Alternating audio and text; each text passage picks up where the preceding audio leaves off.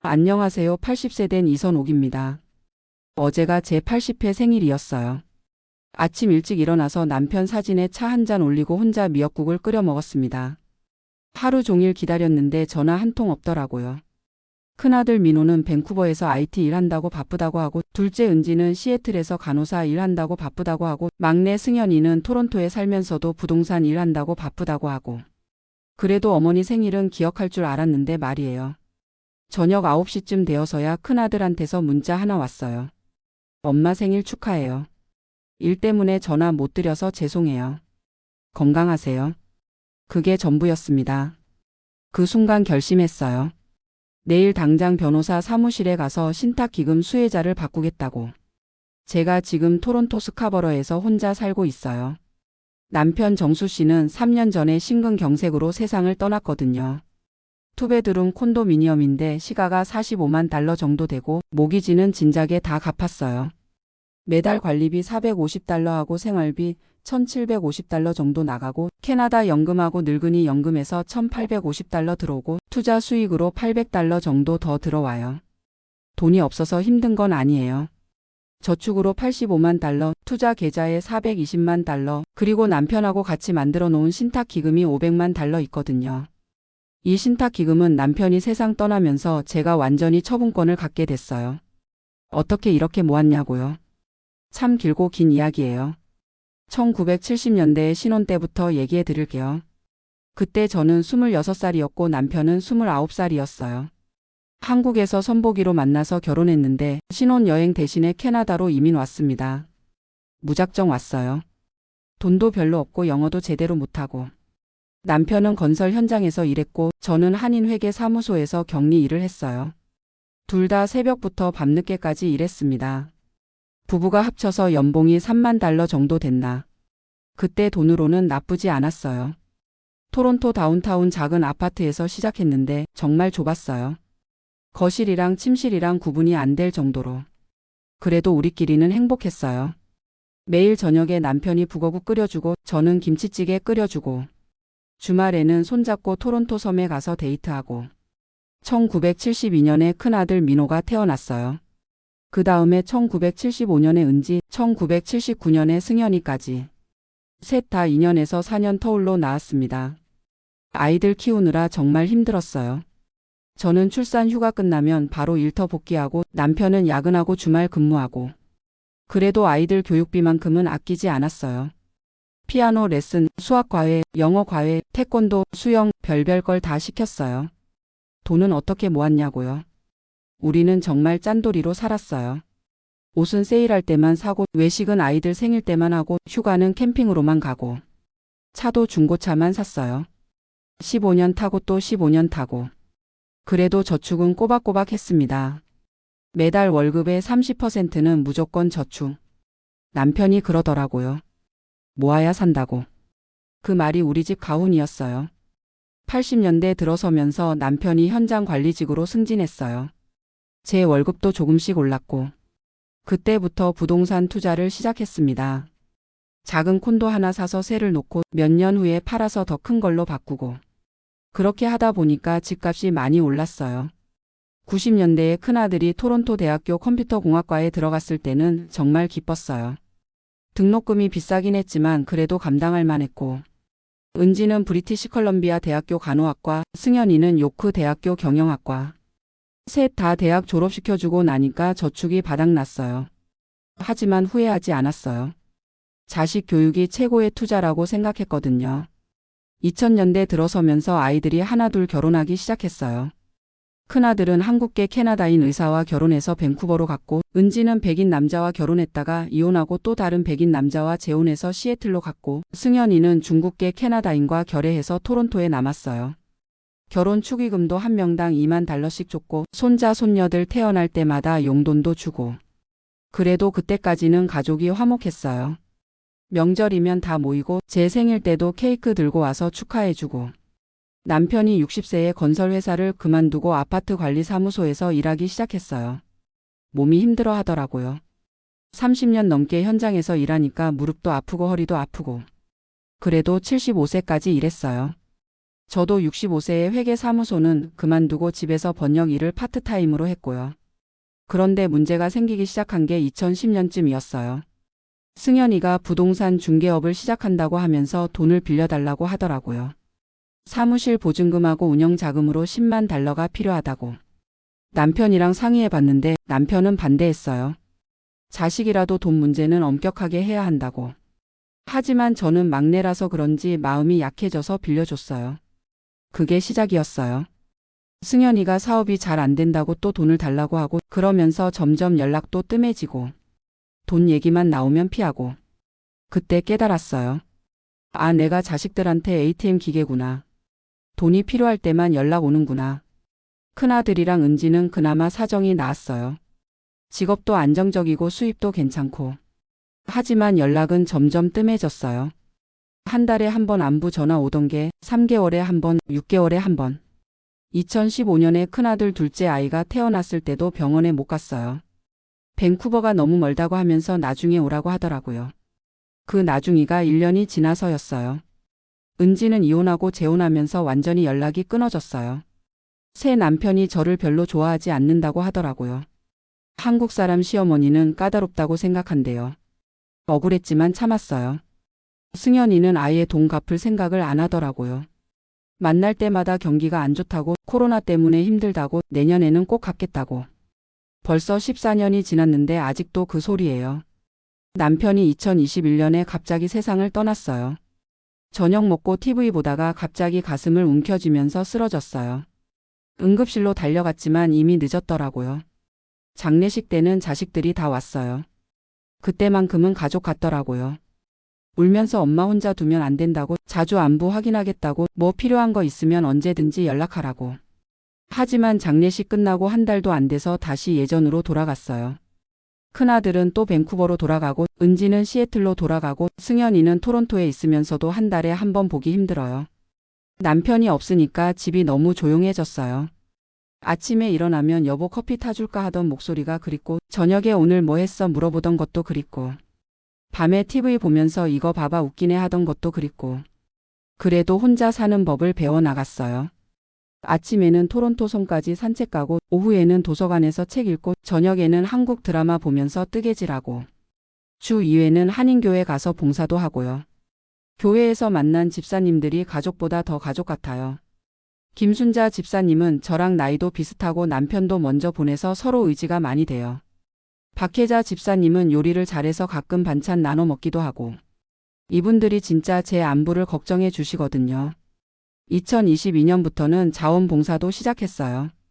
홈리스 쉘터에서 식사 봉사하고, 이민자 정착센터에서 한국어 통역 봉사하고. 그러면서 깨달았어요. 내가 모은 이 돈들이 정말로 필요한 사람들이 얼마나 많은지. 작년 크리스마스 때 일이에요. 큰아들한테서 전화가 왔어요. 엄마 크리스마스 선물로 손자들한테 용돈 좀 보내주세요. 얼마나 보내면 되겠니? 한 명당 500달러면 될 것 같아요. 아, 정말 어이가 없더라고요. 1년 넘게 안부 전화 한번 제대로 안 하다가 돈 얘기만 나오면 연락 오고. 그때 마음이 완전히 돌아서 버렸어요. 올해 초에 변호사를 만났어요. 젊은 한국계 변호사인데 정말 친절하더라고요. 신탁기금 수혜자 변경이 가능한지 물어봤더니 남편이 돌아가시면서 제가 완전한 재량권을 갖게 됐다고 하더라고요. 그래서 결정했어요. 500만 달러 전부를 여러 자선단체에 나눠서 기부하기로. 캐나다 적십자사에 150만 달러, 토론토 어린이 병원에 100만 달러, 홈리스 지원 단체에 100만 달러, 이민자 정착 지원 센터에 50만 달러, 한인 커뮤니티 센터에 50만 달러, 암 연구 재단에 50만 달러. 변호사가 그러더라고요. 한 번 더 생각해 보시라고. 자녀분들이 알면 어떻게 반응할지 모른다고. 저는 대답했어요. 그런 자식들이라면 더더욱 물려줄 이유가 없어요. 서류 작성하는데 한 달 정도 걸렸어요. 세금 문제도 있고 절차도 복잡하고. 하지만 결정은 흔들리지 않았어요. 어제 80세 생일에 연락 하나 없었던 게 마지막 확인이었어요. 오늘 아침에 변호사 사무실에 가서 최종 서류에 사인했습니다. 기부금 지급은 다음 주부터 시작된다고 해요. 각 단체마다 연락이 갈 거고 언론에도 발표될 예정이라고 하더라고요. 집에 돌아와서 자식들한테 문자를 보냈어요. 엄마가 중요한 결정을 했으니 곧 연락드릴게요. 그냥 이 정도로만 했어요. 저녁 7시쯤 큰아들한테서 전화가 왔어요. 엄마 무슨 일이세요? 문자 보고 깜짝 놀랐어요. 아, 별거 아니고 엄마가 신탁기금을 자선단체에 기부하기로 했어. 뭐라고요? 전화기 너머로 큰아들이 당황하는 소리가 들렸어요. 엄마 그게 무슨 소리예요? 신탁기금은 저희가 상속받을 거라고 하셨잖아요. 언제 그랬니? 엄마가 그런 약속한 적 없는데. 그 돈이 얼마인지 아세요? 500만 달러예요. 알고 있어. 그래서 더 의미 있게 쓰기로 한 거야. 큰아들이 소리를 지르더라고요. 엄마 정신이 있으세요? 노인 치매 온 거 아니에요? 야, 이 녀석아, 엄마한테 그게 무슨 말이야? 아니, 어떻게 그런 큰 결정을 혼자 하세요? 저희한테 상의도 없이. 상해 어떻게 해? 1년 넘게 연락도 안 하면서. 그때 은지한테서도 전화가 왔어요. 오빠가 말해줬는데 엄마 진짜예요. 진짜야. 아, 진짜 미치겠네. 왜 그런 일을 혼자 결정하세요? 너희들이 엄마 생일에 전화 한 통 안 했잖아. 아, 엄마 그건 바빠서 그랬던 거고 이건 차원이 다른 문제잖아요. 은지가 울면서 하는 소리가 엄마 제발 다시 생각해봐요. 아이들 교육비도 많이 들고 집값도 비싸고. 제가 그랬어요. 내가 내 도움이 필요하다고 연락 온 게 언제니? 3년 전이야. 3년 전. 승현이는 아예 울면서 전화했어요. 엄마 제발요. 저 사업 실패해서 빚도 많고 애들 교육비도 부족하고. 그래서 엄마가 물려줄 돈 생각하고 있었구나. 그런 게 아니라 엄마도 나중에 요양원 들어가시면 돈 많이 들잖아요. 걱정 마라. 엄마는 여기서 혼자 잘 살다가 죽을 테니까. 세 자식이 번갈아가면서 전화해서 기부를 취소하라고 하더라고요. 변호사가 사기꾼일 수도 있다고, 제가 판단력이 흐려진 것 같다고, 병원에 가서 치매 검사를 받아보라고. 정말 어이가 없었어요. 80년을 살면서 이렇게 모욕적인 말을 들어본 적이 없어요. 오늘 오후에는 승현이가 직접 찾아왔어요. 와이프도 데리고 와서 무릎 꿇고 빌더라고요. 엄마 제발 다시 생각해봐요. 저 정말 힘들어요. 힘들면 좀 더 노력해서 일에 돈 달라고만 하지 말고. 며느리도 우는 소리로 어머니 애들 사교육비가 한 달에 3,000달러씩 나가요. 그럼 사교육을 줄여. 왜 엄마 돈 생각해. 결국 쫓아냈어요. 돌아가라. 결정은 이미 끝났다. 저녁에 또 큰아들한테서 전화 왔어요. 엄마 변호사 통해서 법적 대응하겠어요. 해봐라. 엄마가 정신 멀쩡한지 법원에서 확인받겠다. 엄마 왜 이러세요? 저희가 뭘 잘못했다고. 내가 엄마 생일에 전화 안 한 게 뭘 의미하는지 생각해봐. 그 후로도 자식들이 계속 전화하고 문자 보내고 난리예요. 친척들한테까지 연락해서 엄마를 말려달라고 하고. 하지만 저는 한 번도 흔들린 적이 없어요. 이게 제대로 된 결정이라는 확신이 들거든요. 오늘 낮에 토론토 어린이 병원에서 연락 왔어요. 기부금 감사 인사차 병원장이 직접 찾아뵙고 싶다고. 암연구재단에서도 연락 왔고 적십자사에서도 연락 왔어요. 이분들이 하는 말을 들어보니까 정말 뿌듯했어요. 제 돈이 진짜 필요한 곳에 쓰인다는 생각이 들어서. 교회 집사님들도 모두 저를 지지해 주세요. 김순자 집사님이 그러더라고요. 선옥이 언니 정말 잘했어요. 자식들이 효도 안 하면 그런 거예요. 박혜자 집사님도 언니 돈이 정말 필요한 곳에 쓰이네요. 복 받을 거예요. 오늘 밤 은지한테서 또 전화 왔어요. 엄마 그래도 우리는 엄마 딸 아들이잖아요. 딸 아들이 맞지만 효도하는 딸 아들이 아니잖아. 엄마 앞으로 잘할게요. 진짜 후회하고 있어요. 후회는 돈 때문에 하는 거잖아. 진짜 후회라면 왜 엄마 생일에 전화 안 했어. 은지가 울면서 하는 말이 엄마 그럼 집이라도 우리한테 남겨주세요. 집은 엄마가 죽을 때까지 살 집이야. 그 후에는 또 생각해 볼게. 사실 집도 기부할 생각이에요. 저 죽고 나면 한인 커뮤니티 센터에 기부해서 혼자 사는 노인분들 쉼터로 쓰라고 할 거예요. 85만 달러 저축하고 420만 달러 투자금도 대부분 기부할 예정이에요. 생활비 정도만 남기고 나머지는 다 의미 있는 곳에 쓸 거예요. 자식들은 아직도 이해 못하더라고요. 왜 이런 결정을 했는지. 돈이 그렇게 중요하냐고 물어보고 싶어요. 엄마 마음이 더 중요한 거 아니야. 80년을 살면서 깨달은 게 있어요. 돈으로는 사랑을 살 수 없다는 거. 진짜 사랑은 함께하는 시간이고 관심이고 배려라는 거. 남편이 살아있을 때 매일 아침 잘 잤어 하고 인사하던 게, 저녁에 오늘 고생했어 하고 어깨 주물러 주던 게, 아플 때 병원 데려다 주고 약 챙겨주던 게, 그게 진짜 사랑이었어요. 자식들은 그런 걸 해준 적이 없어요. 전화로 엄마 건강해요라고 인사하는 게 전부였어요. 그마저도 몇 달에 한 번씩. 제가 당뇨 진단 받았을 때도, 무릎 아파서 병원 다닐 때도, 남편 돌아가셔서 혼자 남게 됐을 때도 진짜 옆에서 도와준 건 교회 집사님들이었어요. 김순자 집사님은 제가 아플 때마다 죽 끓여서 가져다 주시고, 박혜자 집사님은 병원 갈 때마다 차로 태워다 주시고, 이런 분들이 진짜 가족이에요. 그래서 더더욱 후회 안 해요. 제 돈이 진짜 필요한 사람들한테 가는 거니까. 어린이 병원에서는 소아암 어린이들 치료비로 쓴다고 하고, 홈리스 지원 단체에서는 겨울에 얼어 죽는 사람들 없도록 쉼터 운영한다고 하고, 이민자 정착센터에서는 새로 온 이민자들 언어 교육이나 취업 교육한다고 하고, 이런 일에 제 돈이 쓰인다고 생각하니까 정말 뿌듯해요. 자식들한테 물려줘봤자 사치품 사는데 쓰일 텐데. 큰아들은 벌써 BMW 새 차 뽑을 생각하고 있었나 봐요. 은지는 집을 더 큰 걸로 바꿀 생각이었고, 승현이는 사업 확장할 생각이었고, 그런 거보다는 정말 급한 사람들 도와주는 게 훨씬 의미 있죠. 내일부터 언론에 기사가 나온다고 해요. 토론토 거주 한인 여성 500만 달러 자선 기부. 이런 제목으로 나올 것 같아요. 자식들이 또 창피하다고 난리 치겠지만 상관없어요. 제가 한 일이 창피한 일인가요? 자랑스러운 일이죠. 이제 마음이 정말 홀가분해요.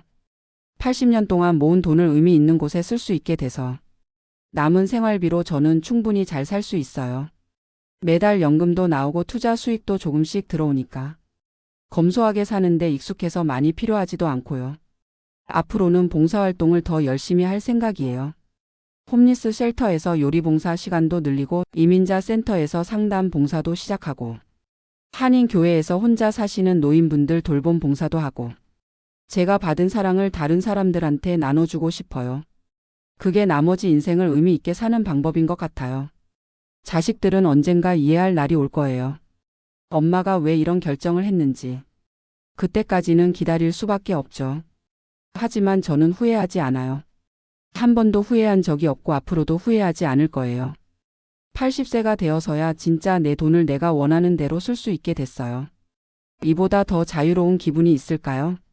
어젯밤에 남편 사진 앞에서 말했어요. 여보, 내가 제대로 된 일을 했지. 그렇지. 남편이 살아있다면 분명히 제 편을 들어줬을 거예요. 그래, 잘했어, 의미 있는 일이야 라고 말해줬을 거예요. 지금 시계를 보니까 밤 11시예요. 평소보다 늦게 잠자리에 들겠네요. 내일은 병원장님하고 재단 관계자분들 만나는 날이에요. 어떤 분들인지 정말 궁금해요. 자식들한테는 마지막으로 문자 하나씩 보낼게요. 엄마 결정이니까 이제 그만 괴롭히고 각자 열심히 살아라. 이제 정말 새로운 인생이 시작되는 것 같아요. 80세의 새로운 출발. 남은 시간을 정말 의미 있게 보낼 거예요. 여러분도 혹시 저와 비슷한 상황이라면 용기를 내보세요. 자식들 눈치 보지 말고 본인이 원하는 대로 사세요. 우리도 행복할 권리가 있어요. 우리 인생이니까 우리가 주인공이어야 해요. 그럼 저는 이만 자러 갈게요. 오늘 정말 뜻깊은 하루였어요. 내일도 새로운 하루가 기다리고 있을 거예요. 안녕히 주무세요.